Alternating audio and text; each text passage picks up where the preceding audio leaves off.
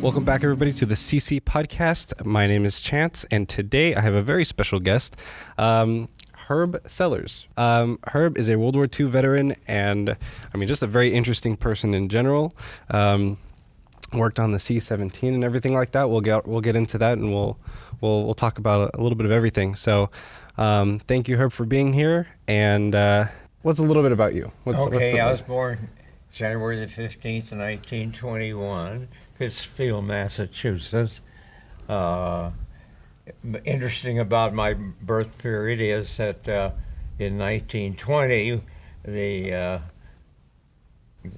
women finally got the vote that they can vote in the next general election in 22, and Prohibition started a year before my birth. So I grew up during the Prohibition period, and the women got the right to vote in my early growing up. I'm the oldest of four siblings. I have two brothers. I had two brothers and a sister. All three of us were in the World War II. My youngest brother was in the Navy. My brother next to me was in the Army in the 104th, and I was in the Navy. I was the last one to go into the service because I had a physical problem and couldn't qualify for any of the services until I took care of the physical problem. So in the meantime, I worked in defense at Harville Die Casting Corporation in Los Angeles, actually out near the airport, LAX. And this corporation I worked for was on the corner of Sepulveda and Century. The reason I mention that, today there's a high-rise hotel today, and Sepulveda was the end of Mines Field, which turned out to be LAX after the war. My youngest brother was the first into the service, and his minesweeper went aground in the Kwajalein area, and he returned from that. And my brother next to me was in the Battle of the Bulge, and I was in the Battle of Okinawa on a destroyer. Sumner class. What was that like? So, like I said earlier, like kids in my generation, right, and even people like my brother, we're so disconnected from like the World War II era and like that whole thing. So what can you give us a little like insight on what that was like for someone like you to go through that, and what that was like? Because I can't even, personally, I can't even picture. I've never been anything through anything like that. But what at the time of Pearl Harbor, I lived with my wife in Alhambra, and when, immediately we had to cover our windows if we had lights on. We were immediately into war effort in the Los Angeles basin, and we even had anti-aircraft go off chasing the clouds in the early 42s. The country under Roosevelt went immediately wartime. And in that period, us on the West Coast here didn't know really what was happening, because of the fact that we were open to the Japanese submarines and whatever, and we really didn't know whether there was a invasion plan to land anywhere near us right after Pearl Harbor. So no one really knew anything, like for a period of time, right? What was happening, what was going on? It was a period of time that along the West Coast here that we were scared. I'm sure. Of what was happening, and of course in that time, communications sort of come from all different directions, and a lot of it was strictly rumor and things like that. But the big thing about it was we'd come out of the Depression, and a year before the Pearl Harbor, Roosevelt had started building up a war machine, maybe a little more than a year before Pearl Harbor, and we were starting to be on a wartime basis with the Lend-Lease to Great Britain and things of that kind. There was a lot of isolation going on prior to Pearl Harbor, and so Roosevelt was walking a very tightrope line because of the isolationists, and yet he wanted to get up to speed because he felt the war was coming, I'm sure. Oh, yeah. Not so much from the Japanese, but from the fact of Hitler and his movements through Europe. He knew that eventually we would have to be in the war. But the isolations at that time were very, very strong.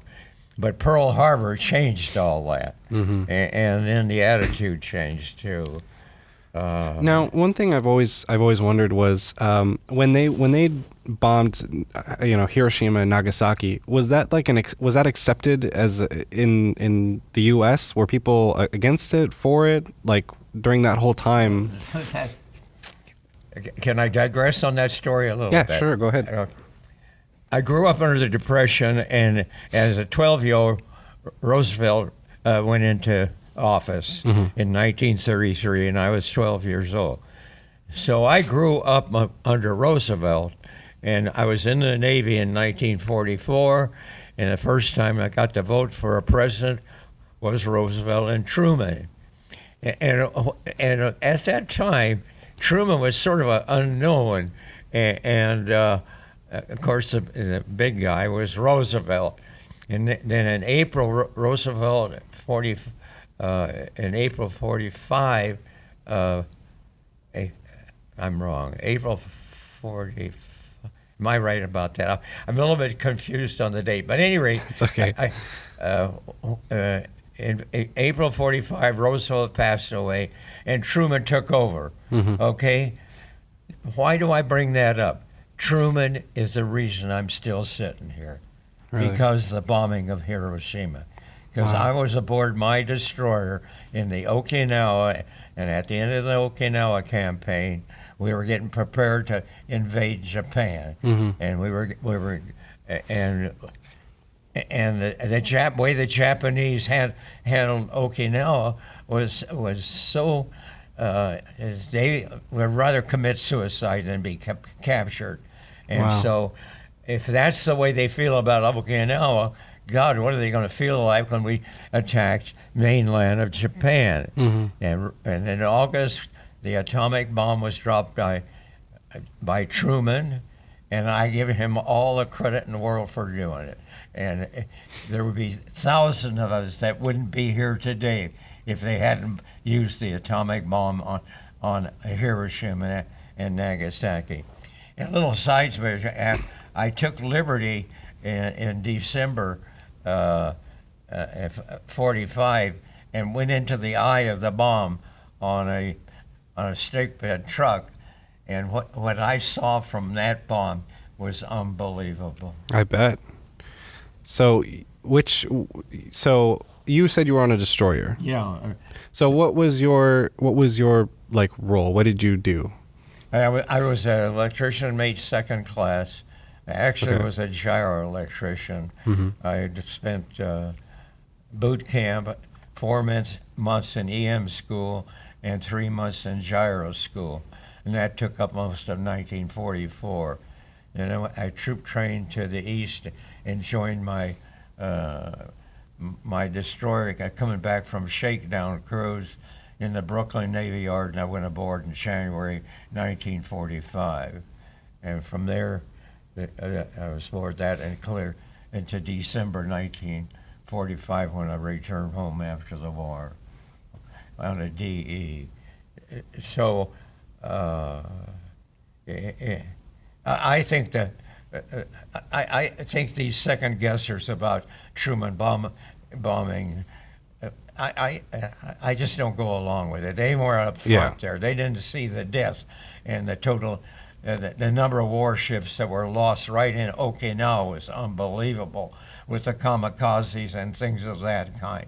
And and what when you're fighting an enemy that is so determined to protect their land to the point of dying, suicide, and all that.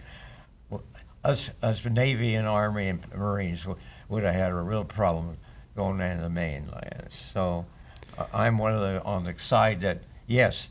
The other thing it does show though is it showed the devastation that future people can think about. Hey, we don't want that to happen to us. That was only a small atomic bomb. Yeah, yeah. The hydrogen bomb today is 10 or 100 times worse than that. Yeah. And so you look at that,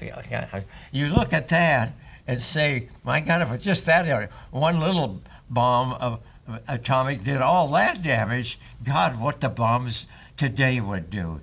So, So yeah. I think it's a deterrent with Hiroshima and Nagasaki. Basically showed the world that don't mess with us. Don't mess with using atomic energy Yeah.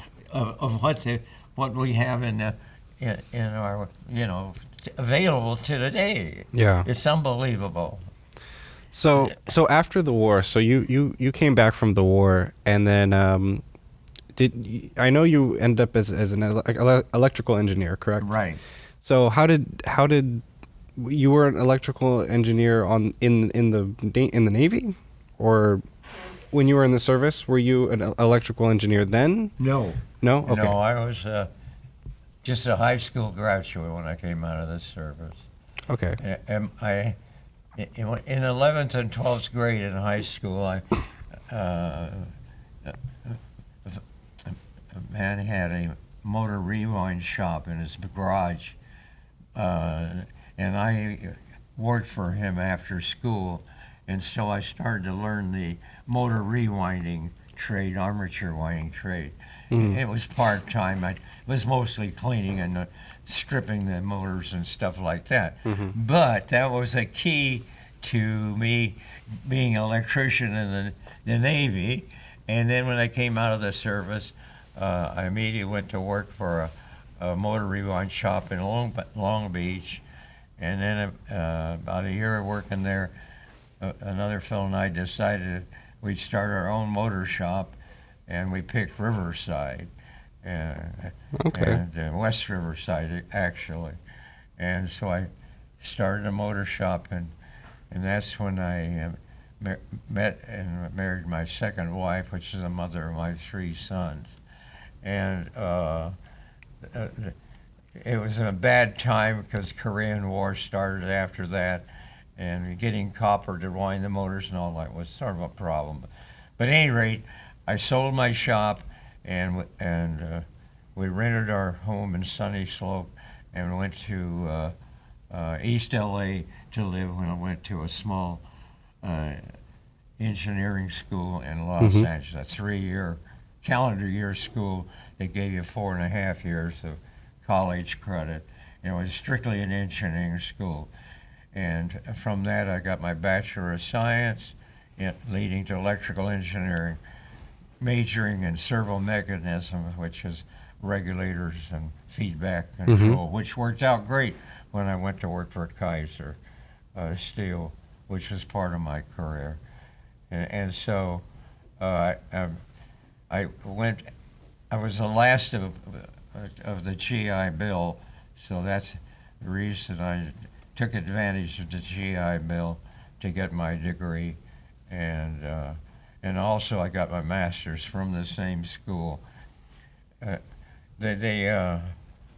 my career then led me to, with that kind of background, to Kaiser Steel in the electrical maintenance department, which I spent 24 years in Kaiser and took early retirement from Kaiser at age 55. And I had a great career at the mill. I did a lot of great things happened to me at the mill. I was in upper middle management And because of GI Bill, I qualified with my degree to work at the level I worked at the mill. And at the same time, in 1960, we needed a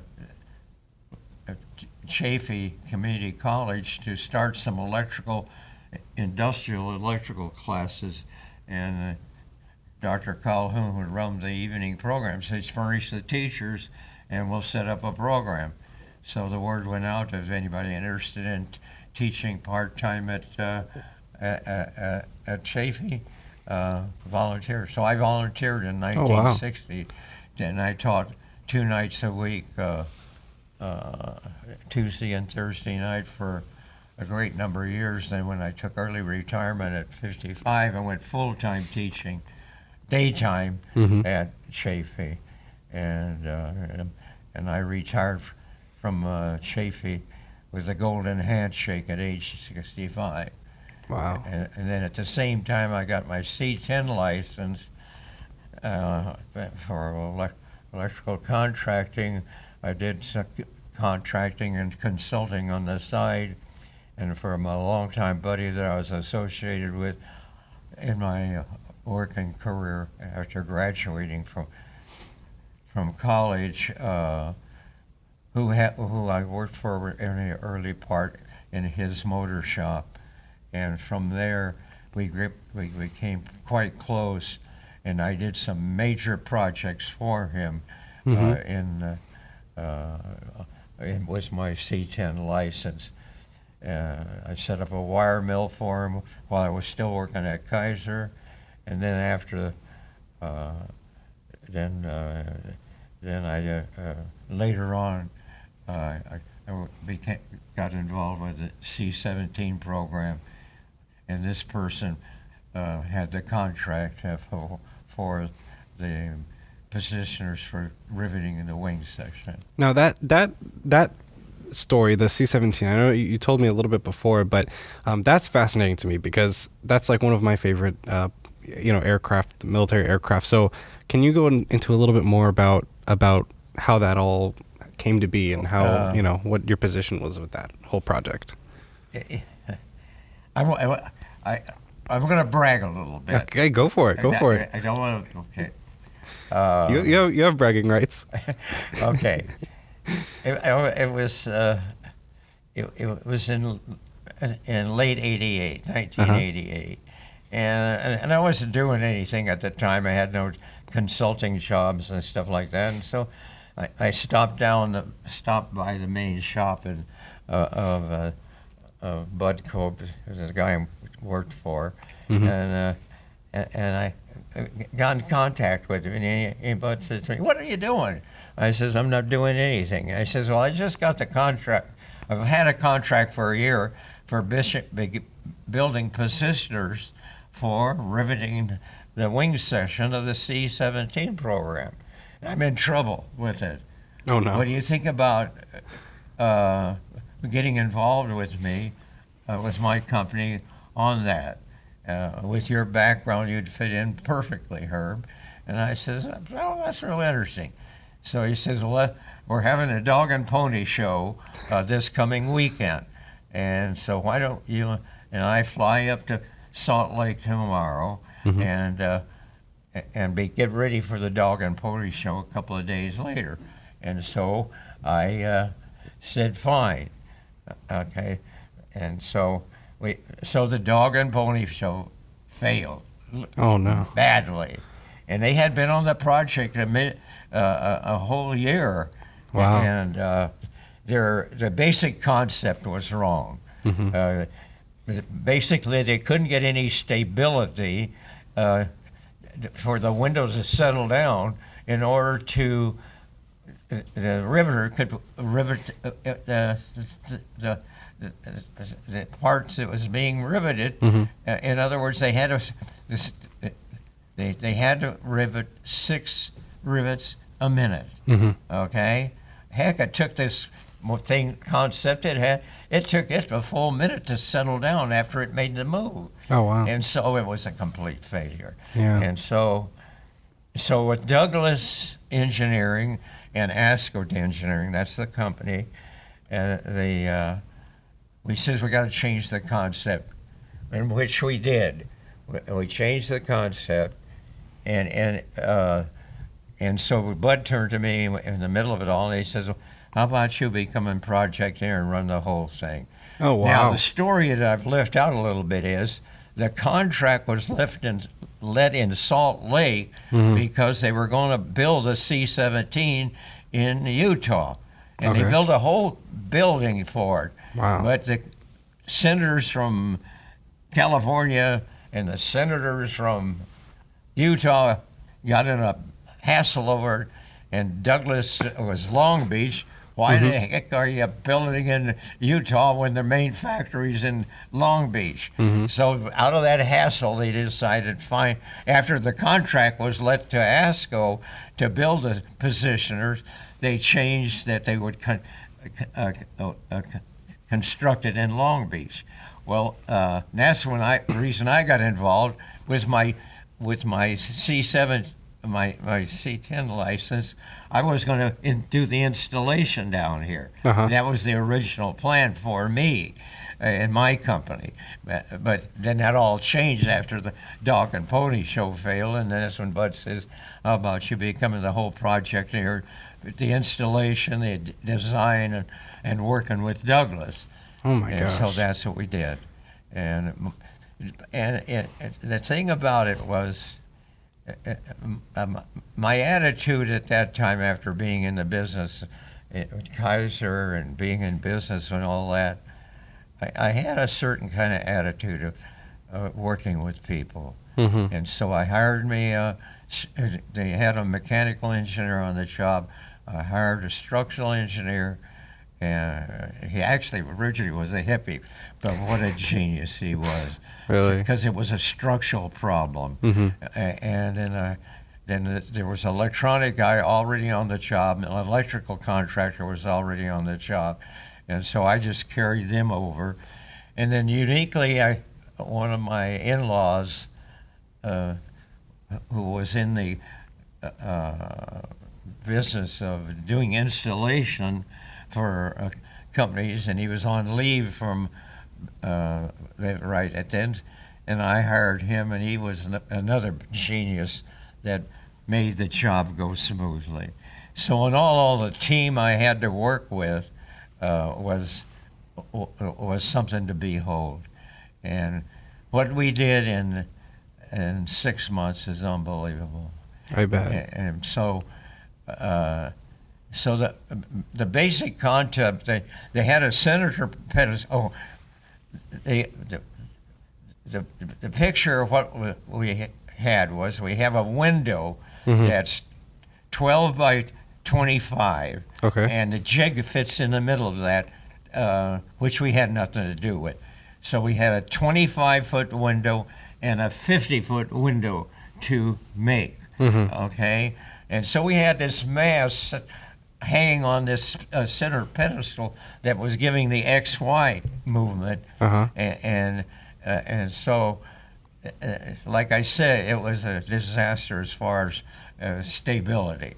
So we changed the concept. We put the riveter, which is about 2 stories high, up on the XY axis. In other words, it moved X and it moved Y. My hands go the wrong way, but that's okay. Yeah.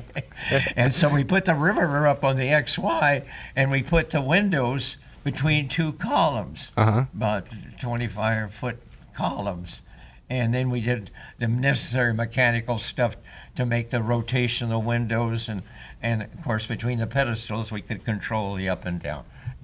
And so with that concept, now being I come from Kaiser Steel and was involved with a lot with the construction there, we had what we call a fast track approach to making on any kind of project.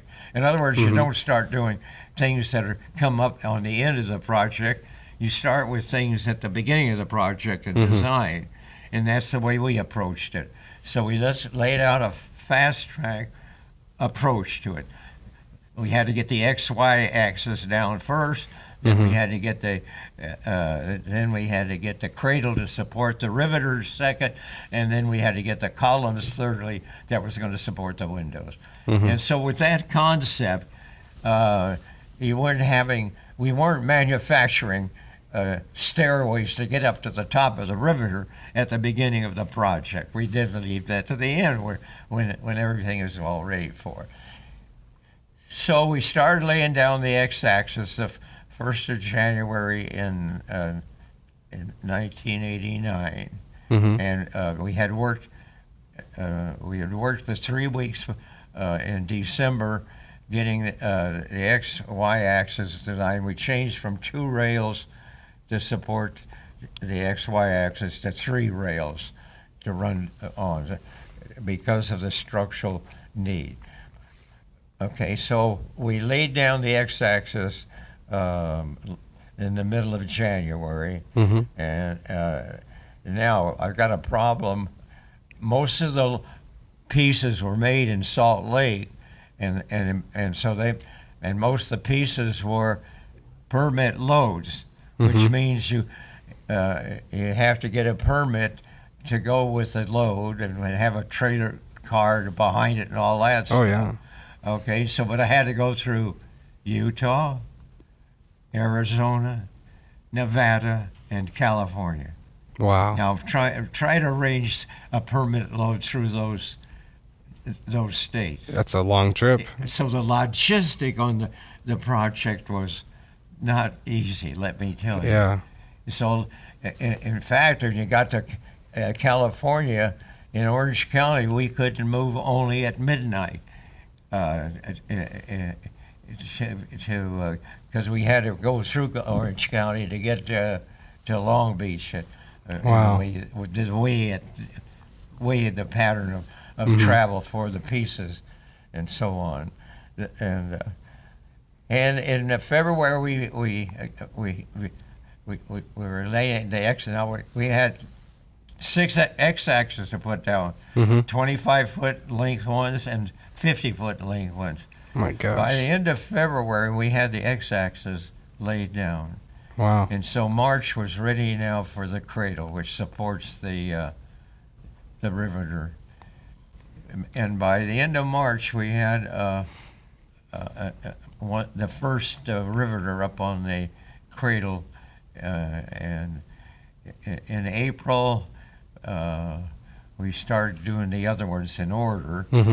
And by June, we had the first completed 25-footer, and in July and August we finished up, and in September we had completed the project. We had 6 positioners in line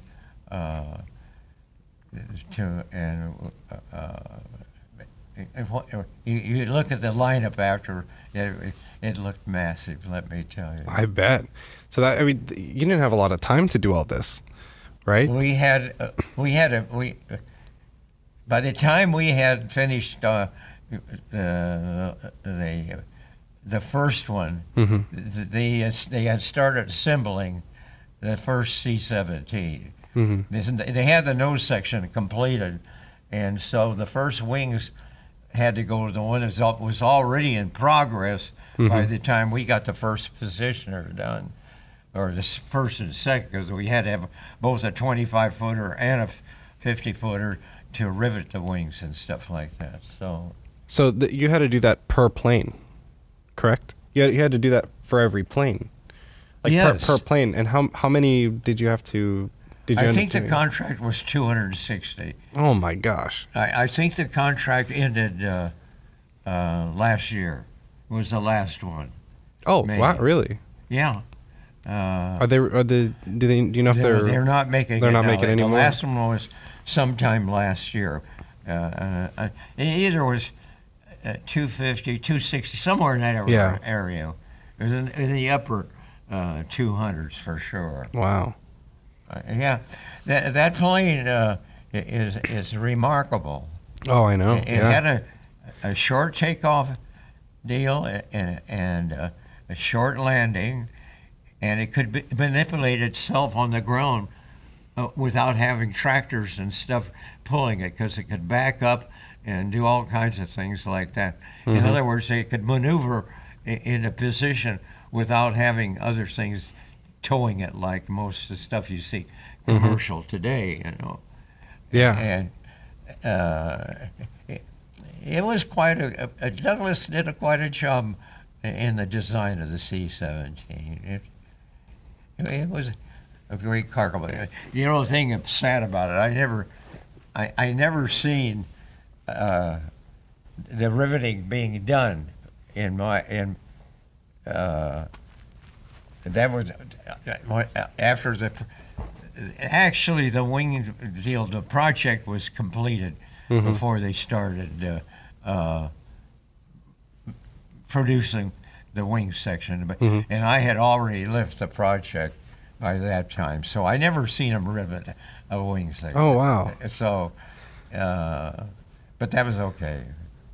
Yeah, that plane, I remember when I was a kid, I was about 10 years old, and my parents took me to an air show in Riverside, at Riverside Municipal Airport. I know. And every year they have it, go there, and we went, and, you could walk in it through the cargo bay area. Yeah. And it's huge. I mean, that plane is massive, as you know. And as a little kid, I was just in awe, And my favorite part about it is when it takes off, because it literally kicks up so much dirt. As you know, it was so cool to see as a little kid. So ever since that moment, that's been my favorite plane. So whenever you said you worked on the C-17, I thought that was really interesting. That's really cool. Yeah. There are some interesting things on the project. They had about a 4-story building just for painting it. Oh my gosh! And of course, I never was in it because I wasn't allowed to go around different parts of Douglas. I was in a certain area, and so I was restricted. But I understand it was all automatic, especially for making the camouflage type deal. Uh-huh. That was all automatic, the spraying that was done in this building. But Wow. Which I understand from the talk about it, it was quite a unique just in painting the C-17. So Wow, I know. The tail of it is, 3 stories high, I believe? The height of the plane is about, it's something like that. I remember they said it was like 3 stories high. Is crazy. So but in my career, most of that's a highlight of my career. Setting up a wire mill for my buddy that was the president of this company. Also had a big shop, and I was still working at Kaiser, setting up a wire mill for him. What that meant was we took round copper and rolled it into flat copper for high voltage coils for hydraulic generators, and so we had a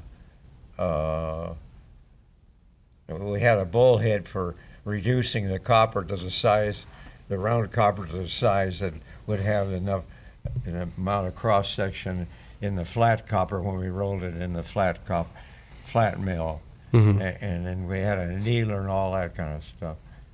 That was a very interesting project, and I was doing that on the side. Almost lost my job at Kaiser over it, but that's another story. But So one thing I want to ask you is, you've obviously seen a lot of change, right? So what's your take on like the today is much different than I mean, even 10 years ago. So you've seen a lot of change.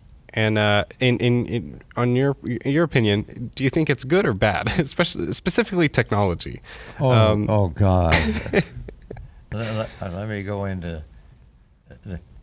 well, let me tell you this. In 1921, there still was horse and buggy horse carriages for ice and milk. This is 1921. So during the 20s, they were still phasing out the horses. Oh my gosh! Of course, they were way along in in vehicle traffic was the T Ford and other type, but the main one was the T Ford, which I had a lot to do with my father and I, because we had a T Ford in the 20s. The main the things I've seen in my 97 years are unbelievable. I can't even imagine. You can't imagine. When in the early 20s, my memory tells me, in order to have a radio, you had two batteries, an A battery and a B battery, under this radio. Of course, later on, when I was in electronics, the A battery was for the filament voltage, and the B battery was for the plate voltage. Okay, and then all of a sudden, maybe it was the middle of the 20s, we could plug it into a 120 volts outlet. Oh my gosh! Can you imagine going from these two batteries out underneath it, and they were massive batteries? I'm sure, yeah. To plug it into 120. Oh my gosh! So that you think that's something? Well, I've actually cranked a T Ford. That's crazy. Yeah. Before I was 10 years old, and boy, you better do it right, or you'll break your arm. That's how when you. I was younger, I had to. On the T Ford, you got two levers. One's for retarding, and one was for gas. And you retarded, and the gas is down, and then Dad would be out there cranking it, boom. And as soon as it started, you put the retard up because you wanted to go to whatever, advance, and then you work the gas to make sure it caught good. Oh my gosh! And if you failed on that, boy, you got a little Hades from your father, let me tell you. But this is a side thing. What have I seen? I've seen the Salk vaccine that did away with infantile paralysis. I've seen penicillin, and sulfate drugs. I've seen an airplane go from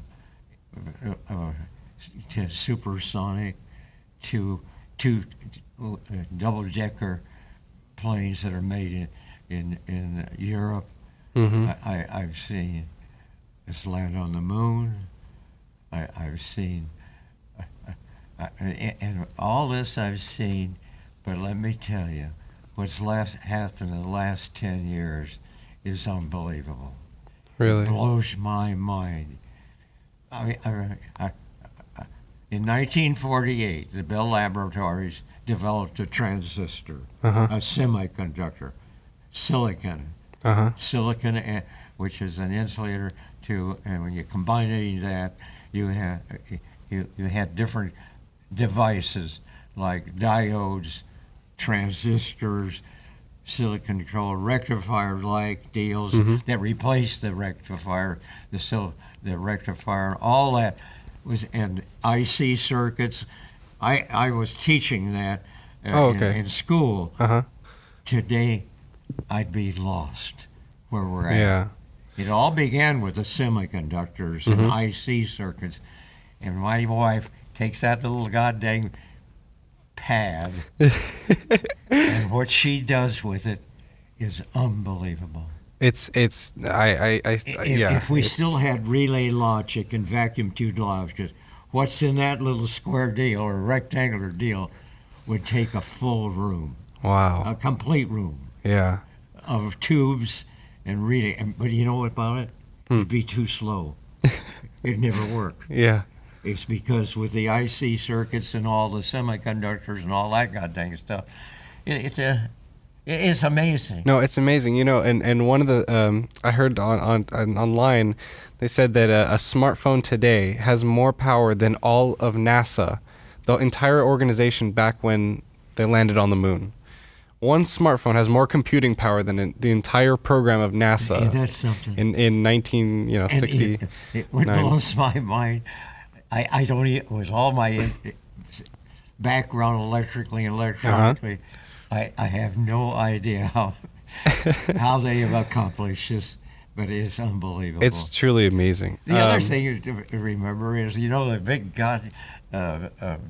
big colored TVs with all Uh-huh. the big backup and all that. Oh yeah. And my wife's sister has one of the largest TVs. Uh-huh.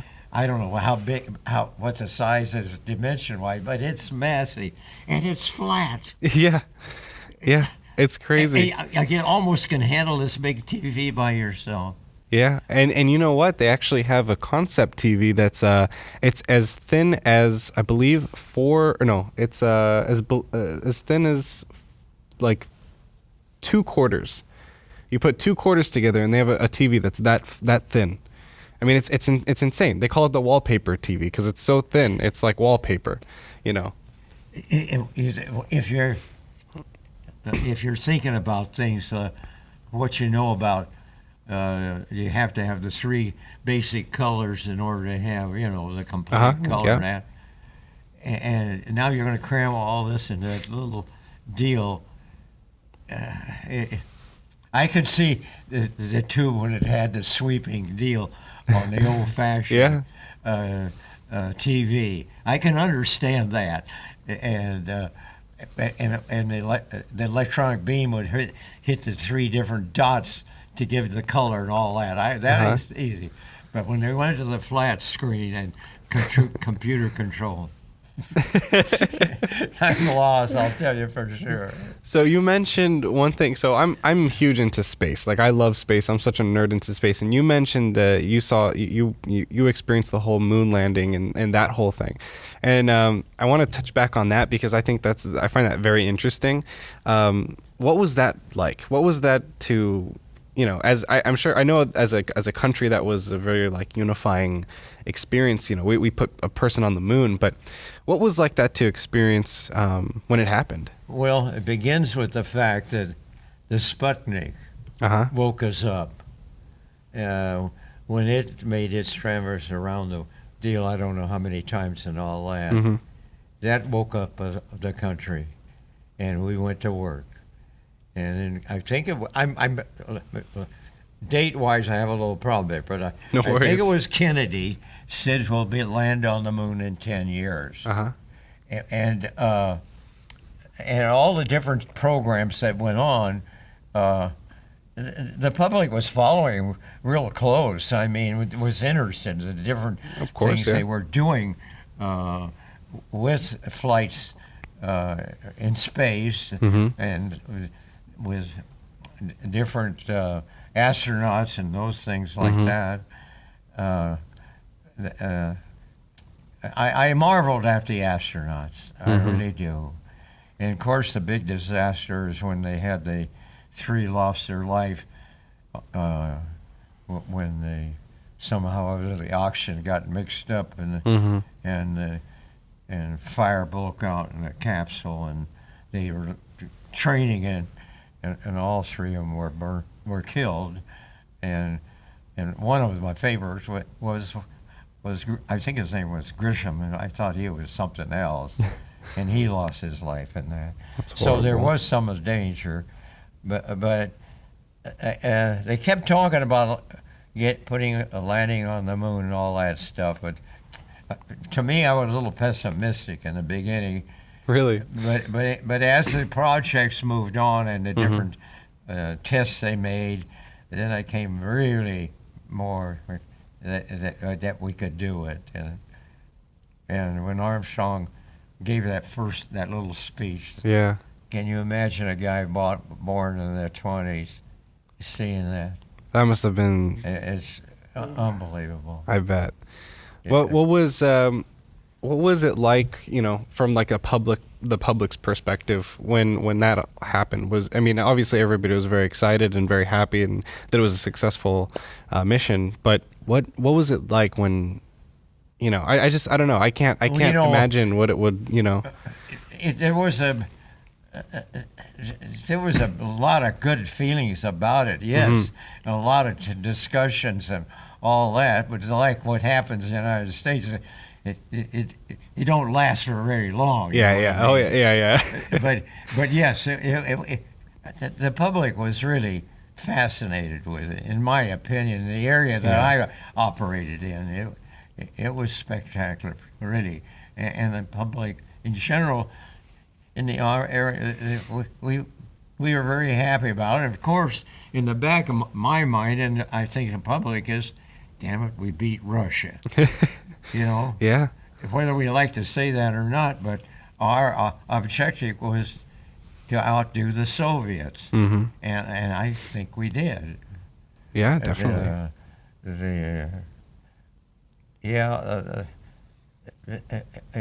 Well, you're in a position, though, at your point, Mm-hmm.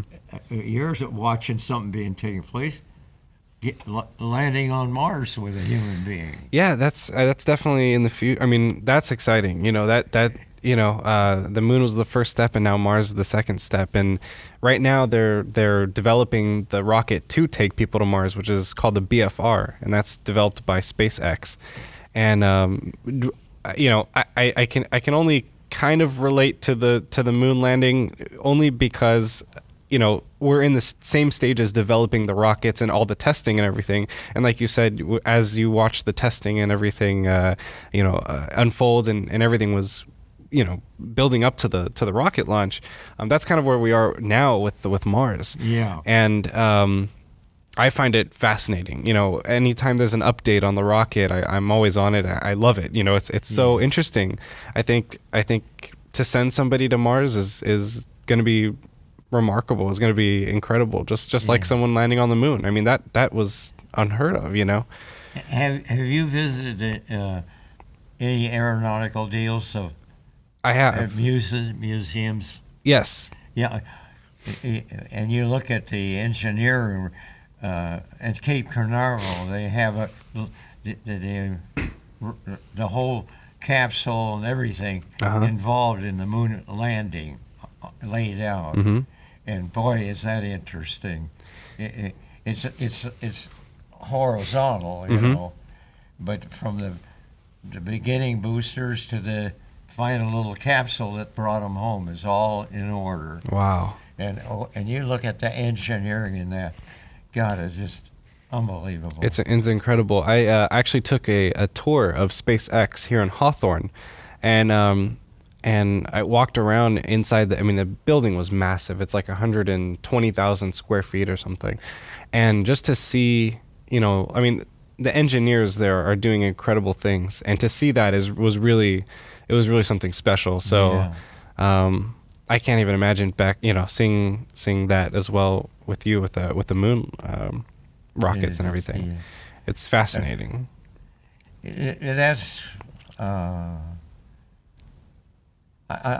that's one of the things I'm really proud of the United States. We do have some good people, real good people. Yeah. Both in the medical field and in the engineering field for flight.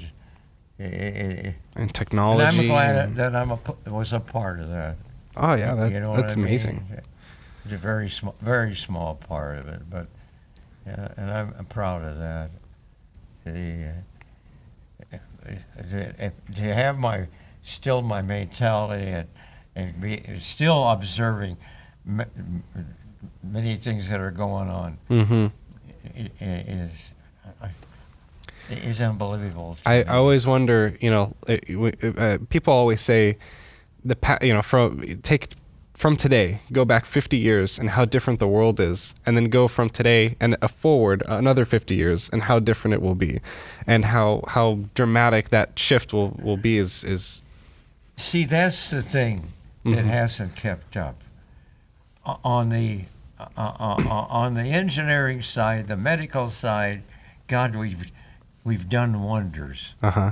But on the social side, we've still got a lot of problems. That's true. On the We do. social side. I mean, on the interaction of people, interaction of countries, I'm really sad about the way things are today. Really am. Yeah. Where we've gone from. And I know this is politics, but God dang, what's happened in 2 years is unbelievable to a guy that like me that's seen all kinds of things take place socially. It's just it is a worse. And I don't just one thing. Sure, go ahead. This bomb scares. Mm-hmm. God Almighty, that's not good. You mean I don't care who's involved or politics or anything. You else. mean the recent the bomb scares with CNN and all those ones? Yeah. Okay. Yeah, it's crazy. So what I'm trying to say is, on the social side, for the 250 years we've been working at it, Civil War and all that, but we still have the same problems we had right after the Civil War today. And it's sad that we can't intellectually work around that. And I agree. Get things normalized between races and stuff like that. You know, one thing that I was actually talking to my mom about the other day was, you know, one thing that just is I think will, you know, like my kids will be looking at, you know, they'll be learning in their history class, but one thing is all the school shootings and everything like that. I think that's it's really sad. You know, it's really sad that we've come so far as a country, and we still, like you said, we still have the same problems. And same problems we had right after the Civil War. Yeah, we do. And with all the intellect and with all the doctorates of this and that in the college, we haven't come up with something to do with. So, and I grew up under Roosevelt, and the dynamic changes that took place there were horrendous. But there was an area of people that didn't agree with Roosevelt. But thank God he had the lady called Perkins. I live on it today, Social Security. And it took a lady under his administration to set up the Social Security system that I benefit from today. And let me tell you, I've really benefited going from 65 to 97.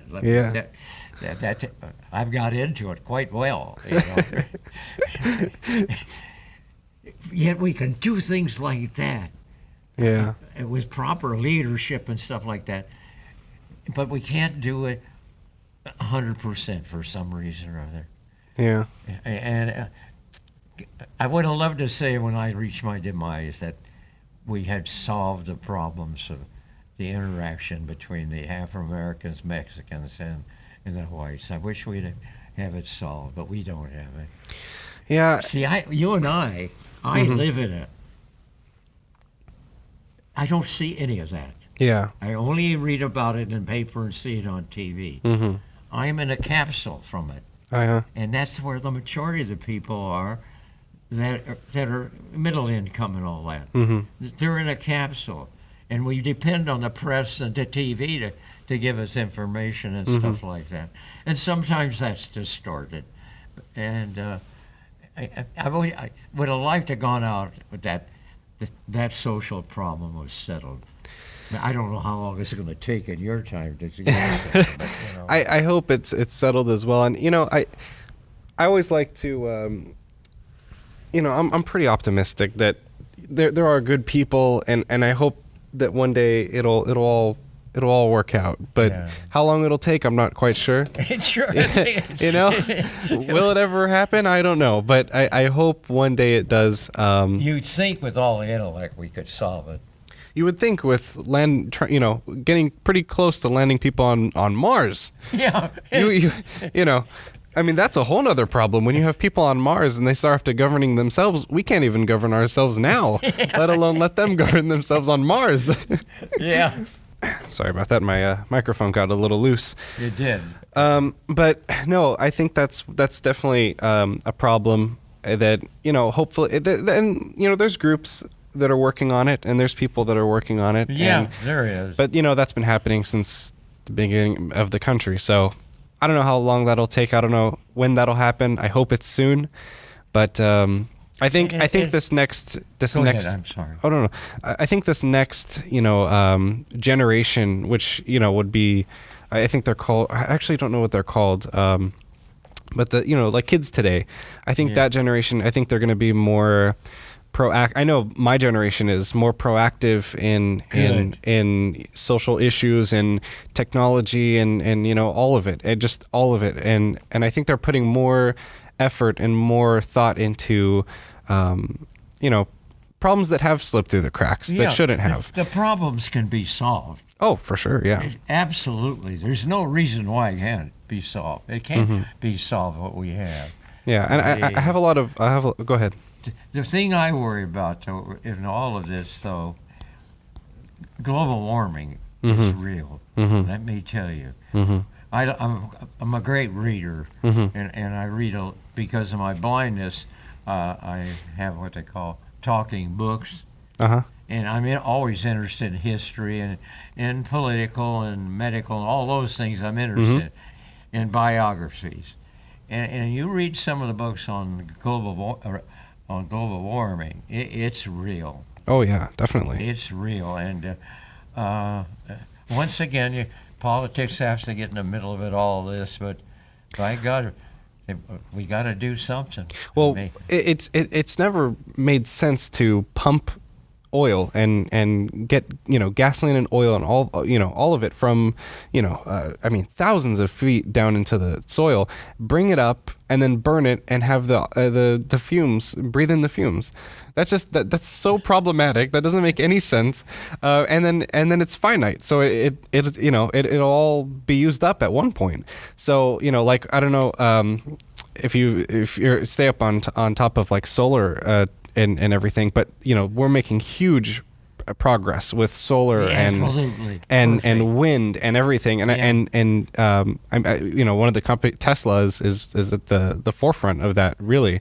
And there's so many people believing in a sustainable future with energy wise that I really think it's going to get a lot better. In future concepts, when you design and the architects design their homes, they can design energy in it with solar as part of the roof scheme and all that, and the efficiency in the house and all that cuts down the gases that go in the air. Sandy and I just come back from the Palm Springs area, and we passed through all those windmills. Oh yeah, turning on electricity. Yeah, and that's fantastic. It's amazing. Makes my heart jump with joy. It really does.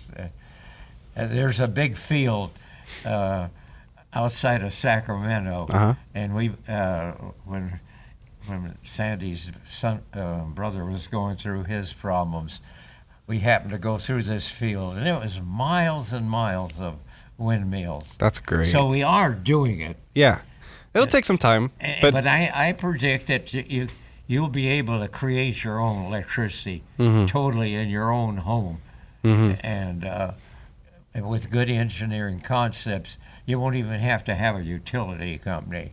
No, definitely not. And especially, excuse me, I didn't. No, go ahead. Especially in countries like California, where you have a lot of sunshine. Oh, of course, yeah. And of course, areas where you're under the clouds 90% of the time. No, it's not going to work there. Yeah. but the majority of the United States is pretty open in climate, you know what I mean? Yeah. Sunshine and stuff like that. So. Yeah, and what's great is in some places, like you said, solar won't work when you're under clouds 90% of the time, but there's still hydro and wind, and I mean there's a lot of ways to make energy, and I think it's going to get a lot better, and I think environmentally, I think we're gonna start slowing down global warming and hopefully bring it to a I don't know, a point, a control, yeah. Just maybe they'll discover how they can handle the CO2 directly. Yeah, Yeah. and something can come good from it, maybe with some smart people getting together in what in handling it. You handle a lot of other stuff by that used to go in the air. We don't put in the air anymore. Yeah, it's all very very exciting, very fascinating. I have a lot of hope for the future, but well, we just passed the 1 hour mark. We covered a lot, but I want to ask you one question, and that is, so you've seen a lot. You've seen a lot, and I think we didn't even touch the surface. I mean, there's a lot more, but one thing I want to ask you is, what would be your advice, or what's a piece of advice you would have for people my age? I would say right off the top of my head, be involved with what's going on around you. Mm-hmm. I be involved in the politics of the deal. Be learned about it. Mm-hmm. And that's part of the battle of being involved. Mm-hmm. Be learned about it and get the facts Mm-hmm. and develop those facts. I know that in my 97 years, a lot of times you don't get real facts out of the news. So you have to be involved in many areas to get the truth and then take action on it. Basically, the most important thing you got that I feel is your vote. Mm-hmm. And I would advise any young person like you that vote. I don't care which way you vote, but vote. Because even if you vote the opposite way I think, it tells the general theme of what's going on in our country. You know what I mean? Whether we're going in this direction or that direction. I say get involved from the lowest level to the school board to the whatever your capacity can handle. Even run for office. Yeah, voter turnouts have been, I think, declining. I'm not quite sure, but I think I heard that they've been declining. But I think that's all going to start changing. It's changing right now, according to the early counting and stuff like that. Yeah, it's they're pushing voting a lot, and a lot of younger people like my age are really getting into it. I think that's the most important thing we have of a people. Is our vote. Because I think it can get dangerous. Oh, go ahead. A learned vote. A learned vote. You know what I mean when I say that. Get the facts. I think that's very important, because I think, especially with today, with technology and social media and everything, first thing, things get lost and things get twisted. People put out fake information, and it's horrible. That's what bothers me about the internet. Yeah, it's bad. It's crazy. It's crazy. Absolutely. It has no it kind of does its own thing, and it's good in some sense, but it's also very bad in another sense. So that's what I mean by being learned about what's going on. By doing investigating, listening to different things, reading in textbooks and stuff like that. People write about these things that are going on currently, and get both sides. Yeah. So you know what the other side is thinking and stuff like that. Then you can make a good decision about your voting. Yeah, I have a lot of hope for this, for my generation and younger generations, because I think I don't know whether the big deal that happened in Texas, where they really the young got involved, whether that program is still working with the young or not. The high school, I'm not sure. where they had the shooting in the high school. I see. And the students that were involved in it pretty close started a campaign for gun laws to so on and so forth. See, that's what I mean by being learned. You just on gun control. Being learned means that okay, let's get all the facts. Mhm. Are we going to lose our number two rights or because of this? That's when you study the situation. You become learned. I agree. In other words, if you have a background check, does that mean I'm going to lose my I can't even think of the damn my constitutional There you go. number two Amendment. rights.